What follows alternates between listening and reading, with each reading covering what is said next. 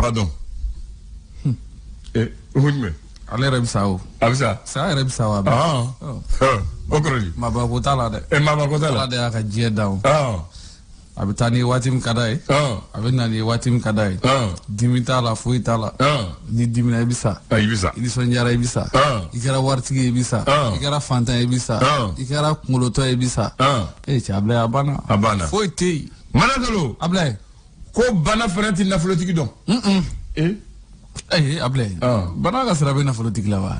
Ai non. Foi aka foi ta fe. Na folotigi woni mambe doko no fe. O de ka siraba fe. Sino bana wa. Nana abla ti dadu rosula. Ibe do yere be dugu bla kama wa. Go dugu na bo bla ta dugu wera la pour ka frage. O te bana no wa. Mu sangare afo de. Dugu te mo la bana ko. Bana. Manadolo. Abla. O bamana ko ko tasmati walijudo. Abla. Ninga grire. Ko tasma ale walijudo. Te walijudo. Aywa. A foli fon ma nga da kon jini. Ay parce que wali tasmati jini. To ko ti tasmati jini. Ko tala. Bon. Akuma kon flere da Abla. Do bi jini mo riake. Wata ka de tike ko na tu jini. Na ye walji. Nyeni ko tasmati jini. Abla. Wo flere ne. Mbaku jeni muye. Ko ye nu muye to nu be ba do tasmati Sénégal. Autant. Parce que ne ko agriera chuchu. Anyera chuchu. Ni adu tasmana Abla abamaga. Abamaga. Yoro ngile. Abla. Allah akbar. Beniga baradu. Ayo to mais do ko ma tat c'est que suma ko e foroba fli. No foroba fli do. Na fora taka ba ko aka kala ni. Ko ibe se ka fo blé. Goma, kalama, meta. Ko nasma we fifi. Takelen suma na we abu tasma. Abu tasma. Ale ka tasma na. Abla to be kala. Be kala. Ayo bismillah. Mba. Amido nyela bi. Abla bi tarata. Ndale no la. Ko ba ma ke folo. Ay ko ba bon. Ame marsi ko kalo ko na folo. Marsi kalo la. Ko ba ma ke folo da Abla. Ay tabarakallah. Ama ke na ni ko ba bi ka ke here. Na chama be munu bi ke ni Abla. Amano ko de. Amano ko. Marsi kalo ko ni président bi d'Afrique Mali la. Jarbi d'Afrique. Président bi d'Afrique. Aywa. Mars 91, mars 2012, président d'Afrique. D'Afrique là. Donc, président d'Afrique Mali. Jamais 203. Aïe, non, mon volé. Ne d'afi. Bismillah. Soit vous ka kuma do ki. Aïe, kana volé. Jamais 203 de. Jamais 203. Ma fo ka be keni mars là de. Mo fo. Bon. Ngo mais jamais 203. Aïe, wa tabarakallah. Na e ma ko fla de kera. Fla ko ni kera. Sabana be ke. Sabana be ke. Aïe, wa tabarakallah. Sabana kera. Mars 97. Alpha Blombachi.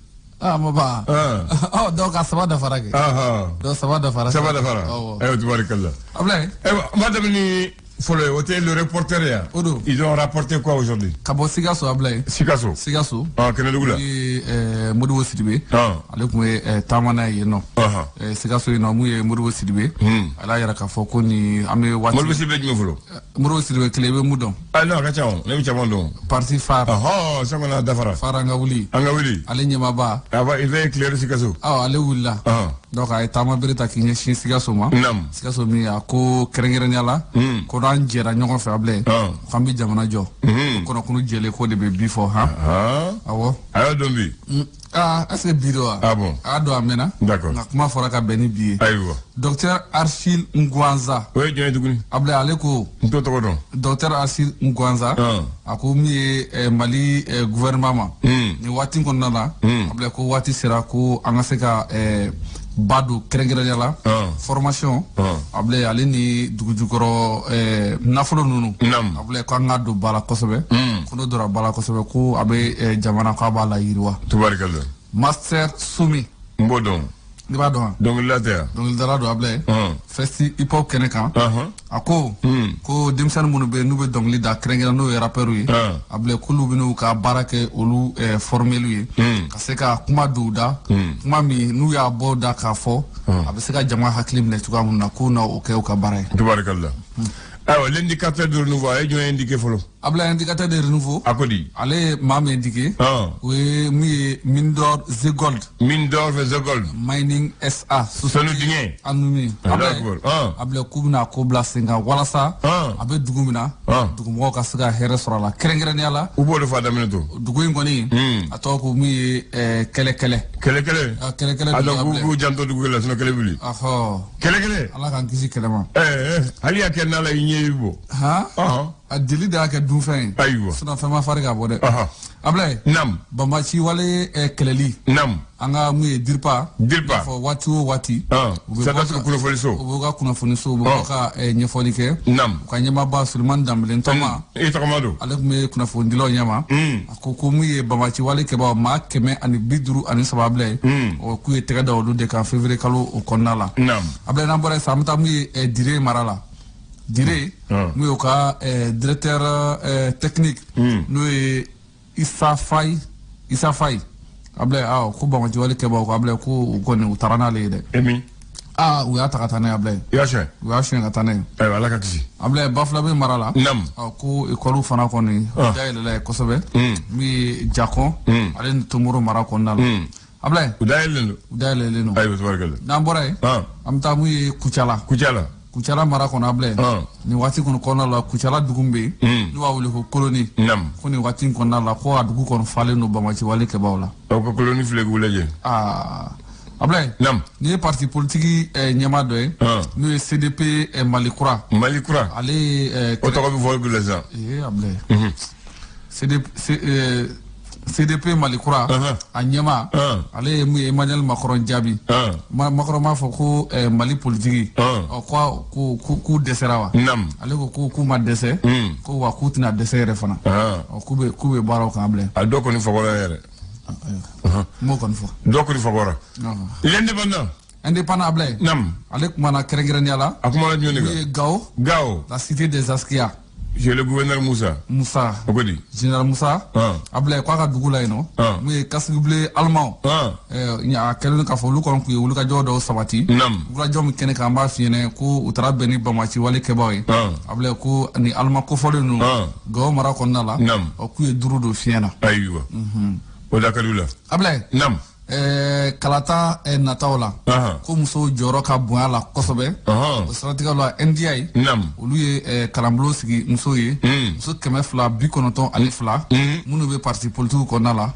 ka se ka kalanbulon sigi cogo min na walasa kalafili nataw la o musow fana u kana to kɔ maa 153 Ablaye ko tɛgɛ dar'olu kan 79 olu welelen don bɔgɔ jeninen kan 15 Ablaye ni waati in na n'o u dagayɔrɔ ye mun ye an ka finitigilakaw u y'u bolo daw kan ka kɛ ni diripa ɲɛmaaba ale ka laseliw ye ayiwa Mali tribune bɛ cogo di Ablaye tribune b'a la ka jɔ mun ye douane ta fanfɛla la mɔgɔ b'a kɔrɔ wa mɔgɔ b'a kɔrɔ kɛrɛnkɛrɛnnenya la mun ye douane directeur Ablaye ko n'o ye inspecteur général Amadou Konate Ablaye ko kabiri gɛlɛya in kɔni donna diɲɛ kɔnɔ kɛrɛnkɛrɛnnenya la n'a sera mun ye an ka jamana yɛrɛ ma n'o ye Ba Maliba ye ko mun ye douaniers kɔni Ablaye k'a bɛ se ka f'u ma ko tare ka kɛ n'a ye k'a fɔ u ka ɲɛmaa n'o ye ministre de l'économie et des finances ye Aluseni Sanu ko ale ma bɔ yɔrɔ la ka kuma n'a ma mun ye douane maaw tanu kɛrɛnkɛrɛnnenya la n'o ye douane ɲɛmaaba yɛrɛ ye n'o ye kɛrɛnkɛrɛnnenya inspecteur général Amadou Konare a ka baara ɲuman Konate général inspecteur général Amadou Konate maninga fana dogo Ablaye ko a m'ale tanu Ablaye dossier 8 mars muso ko don ko la loi 052 Ablaye ko k'a don ba la Ablaye k'a kɛra cogo di k'a don ba la k'a kɛra cogo di k'a ko kɛra cogo di a fɔ muso k'u ka tafesiri kɛ wele k'u jɔ ɲininkali filɛ nin ye ne ko ten a jaabi filɛ i bolo est-ce que a sera tafesiri ma si k'a siri ka jɔ olu de m'a fɔ k'u b'a kɛ yan n'u ko k'u b'a kɛ u k'a kɛ dɔrɔn ayiwa les échos wele ale ko di Ablaye ko sini jumɛn sini an kɛra o sini lahara sini ne ti bamanankan mɛn dɛ Ablaye sini an kɔrɔ don sini lahara kuma tɛ yan fɔlɔ ayiwa d'accord an ma se fɔlɔ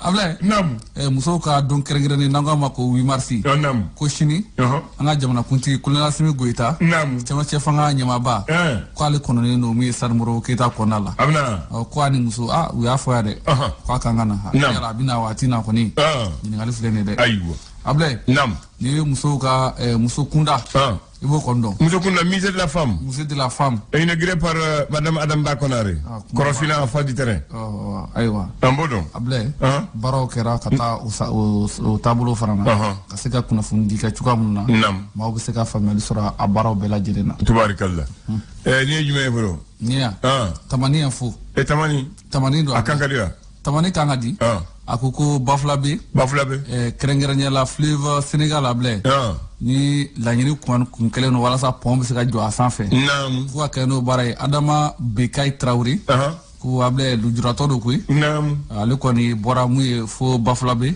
ka k'i kunda Bamakɔ yan able ko a nana sen na a mana dɔ wɛrɛ la ka se ka n'a fɔ ko n b'a dusukun kɔnɔ ko n b'a hamina na a n'a ka dugu yɛrɛ hamina ka n'o ɲɛfɔ mun ye an ka cɛmancɛ fanga ɲɛmaaba ye ne ye Kulinasimi Goyita ye mun ye Bafulabe ba in sanfɛ able ko ka taa pont da la ko ka pont da la ko do hakilina ye tubarakallah able ko bɛn keleya tɛgɛ di ɲɔgɔn ma o ka di o bɛ se ka sabati cogo min na o ye mun ye tali kɛ ko ni morikɛ n'u b'a wele ni waati na ko Sakila Yakuba morikɛ n da to kuma la ko mori do dable n da to mori ko ne do k'a bɛ furakɛli fana kɛ ni waati in kɔnɔna la k'a bɛ ka maaw wele maaw ka bɔ ka se ka na mun ye kuranɛ kalan ka se k'o kɛ cogoya min na Assemblée nationale minnu sigilen bɛ Côte d'Ivoire Adama Sanogo ale taara ka kɛ président kura ye tuguni kɛrɛnkɛrɛnnenya la ka ɲɛmaya ka taa k'o d'a ma bilen faso ka fasiri an t'a jabiri n'o ye an b'a kuncɛ n'o ye kɛrɛnkɛrɛnnenya la an bɛ don mun ye farikolo ɲɛnajɛ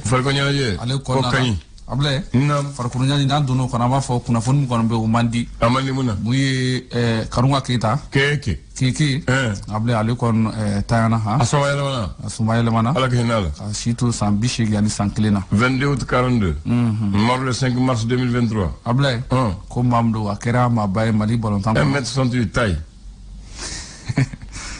agaradi Ablaye ayi wuli jigi fɛn wɛrɛ m'o fɔ hors antenne na ayiwa Ablaye an kɔni an mɔkɛ don d'accord an bɛ dugawu kɛ ala ka a dayɔrɔ suma amin ya rabbi Ablaye ni ye tournoi ye tournoi belebeleba min ni a dalen don kɛrɛnkɛrɛnnenya n'an k'a ma tournoi sportif d'Afrique Marif o ko de bɛna sigi sen kan samedi 26 mars kɔnɔna la baaraw bɛ daminɛ juma nata ye mars kalo tile 10 ka na kuncɛ a tile 12 mun ye fondation Marifu ale ni ministre de la jeunesse et des sports ministère de la jeunesse et des sports ministère de l'éducation olu ka bolo ɲɔgɔnma hukumu kɔnɔna de la lycée 30 olu bɛna ye nin kulo in kɛnɛ kan ale ni jamana 10 ka fara Mali kan olu bɛna nin kulo in bɛɛ lajɛlen sigi sen kan denmisɛnninw ko don Ablaye u bɛna mun ye farikolo ɲɛnajɛ suguya o suguya bɛ fɛn fɛn ka di ye basketball athlétisme football ka nin bɛɛ lajɛlen don a bɛ kɛ min sen na samedi 26 mars la a b'a fɔ datugulen don wa ne m'a f'i ye n ko président bɛ taa Moro Keita la a bɛ datugu maa minnu ɲɛ o dɔnnen don ayiwa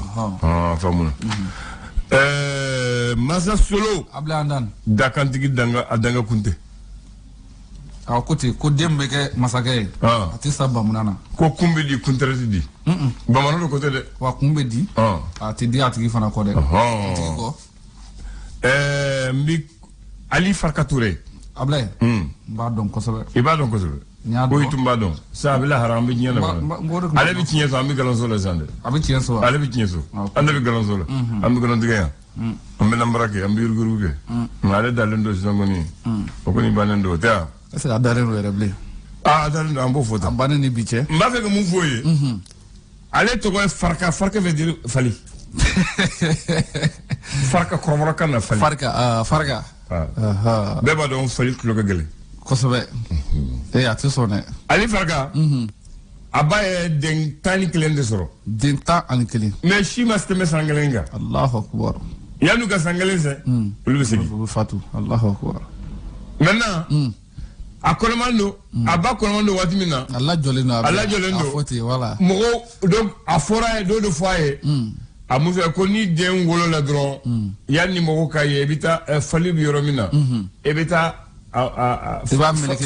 falibo i b'a ta ka mun a la k'a cɛ Ala fɛ a bɛ bange a bɛ balo a bɛ si sɔrɔ ayi a bɛ bange a bɛ balo a bɛ si sɔrɔ a bɛ tɔgɔ sɔrɔ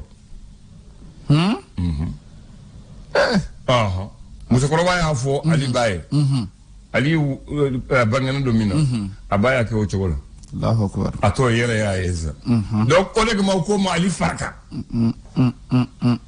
y'a faamu faraka sina ale yɛrɛ tɔgɔ Ali Ibrahima Burahima o de y'a tɔgɔ yɛrɛ u ye faraka fara kan parce que u taara fali bɔ mois la pour que ka to donc o tora la donc fali mu tora la fali tulo ka gɛlɛn b'o dɔn a ka gɛlɛn donc ale non seulement a mɛnna a ma sa muso y'a fɔ cogo min na a kɛra tɔgɔtigi ye a kɛra diɲɛ den ye donc o ye a fɔlɔ ye a filanan ye jumɛn ye ale ma taa école la maa ma dege guitariste la Allahu akbar ali bɔra ɲɛfɛkɛ ka na Bamako a taara Guinée ka taa wari ɲini ka dɔnni ta kunkolo la ka bɔ o la ka segin ka na Mali la ka don ORTM kelen na ka kɛ chauffeur ye Allahu akbar ka bɔ chauffeur la k'a ka guitare gosi a laban a kɛra tɔgɔtigi ye a ye diɲɛ yala a ye diɲɛ yala ka diɲɛ dɔn 3 Grammy Awards c'est l'un des plus grands musiciens africains est-ce que a ka Grammy laban tɛ ani Tumani ye mun sɔrɔ ɲɔgɔn fɛ Tumani Jabate a ye 50 ans de carrière de kɛ album 15 a y'a bɔ mais a ka orchestre bɛɛ ye jumɛn ye Flin Brûlé fila ani guitare kelen maintenant a ye guitare lamaga Ablaye n b'a dɔn ayi kuma banna a denkɛ bɛ yen Vieux Farka Ablaye n y'ale ye ka fɛn dɔ kɛ don dɔ an ka yɔrɔ la i b'a dɔn ale ni a denkɛ ni Tumani denkɛ fana ka di Sidiki Ablaye n ka maa ye ka guitare da i kan na kɔfɛ tan k'a fɔ n y'a fɔlɔ ye Vieux Farka Baba Sala b'o kɛ a ko n y'a fɔlɔ ye Vieux Farka la sisan k'a to a sangala waati min na ale kɔni bɛ misiki bila fɔlɔ ko munna ko n'i bɛ sangala waati min na ko i ka bɔ sangala yanni sanga k'i bila top a ko ten ko n bɛ segin n ye fɛn kɛ n bɛ taa sɛnɛ kɛ k'a to sɛnɛ la mɔgɔw y'a ta ka kɛ maire ye Allahu akbar voilà ko ne bɛ bɔ misiki la ko n'i bɛ sangala waati min na i ka bɔ sangala yanni sanga k'i bila i k'a bila waati dɔ o de ka ɲi ale ko ten o don mais bɛɛ t'o dɔn dɛ ayi dɔw bɛ yen n'u y'a sɔrɔ Ablaye a bɛ k'olu ɲɛna ko facɛn don a y'a sɛbɛn ko n'ale sara don min na a t'a dɔn a bɛ sara don n'a sara Bamako o k'a jija de o ka taa su don ɲɛfɛnkɛ o kana su don Bamako o fana de kɛra a sara Bamako o taara su don ɲɛfɛnkɛ a banna donc n b'a fɛ k'o de fɔ ye bi Ala k'an sɔrɔ hakili donc dakatigi o dagakun tɛ e ko den mun b'a kɛ kɛ fuma a tɛ sa dɛ ka bamuna na abada bon o de y'ale ta ye bi i m'a ye wa donc fo an ka to ko fɔ mɔgɔw ka dɔn Ala k'a da yɔrɔ sɔrɔ amin ya rabi donc mun na kumana fɛ parce que ale taɲana don ni ɲɔgɔn na le 7 mars 2006 sisan an bɛ yɔrɔ min na Moniba b'a tɔgɔ la yan fondation b'a tɔgɔ la a filɛ Lafiyabugu a bɛ Lafiyabugu ale yɛrɛ ka so bɛ Lafiyabugu a bɛ voilà an bɛ a denkɛ fɔ i b'o tɔgɔ dɔn Vieux Farka a tɔgɔ Vieux Farka Touré Mohamed Touré Divier an tɛ Mohamed n'i y'a fɔ Mohamed i t'a ye dɛ voilà ok merci beaucoup k'an bɛ waati wɛrɛ inchallah